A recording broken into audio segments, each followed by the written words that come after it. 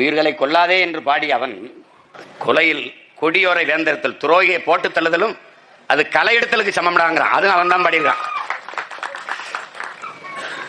ஆனால் இன்றைக்கு எங்கள் மூதாதை இருந்தால் கல் உண்ணாமையை பாட மாட்டான். கல் உண்ணாமல் இருந்தால் அதை வசை பாடியிருப்பான். சங்க இலக்கியங்களிலிருந்து அவையும் அதிகமானும் கல் உண்டு பேசிக் கொண்டிருந்தார்கள் என்று இருக்கிறது. சங்க இலக்கியங்களிலிருந்தே.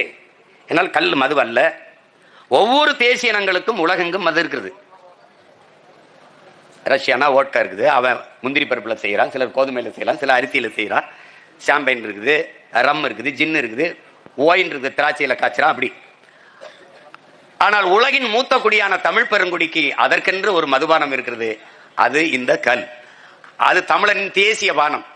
நாங்கள் அதை கல் என்ற சொல்லையே மறுதலிக்கிறோம், வெறுக்கிறோம். அதை பனம்பால், தென்னம்பால், ஈச்சம்பால், மூலிகை சாறு என்று சொல்கிறோம்.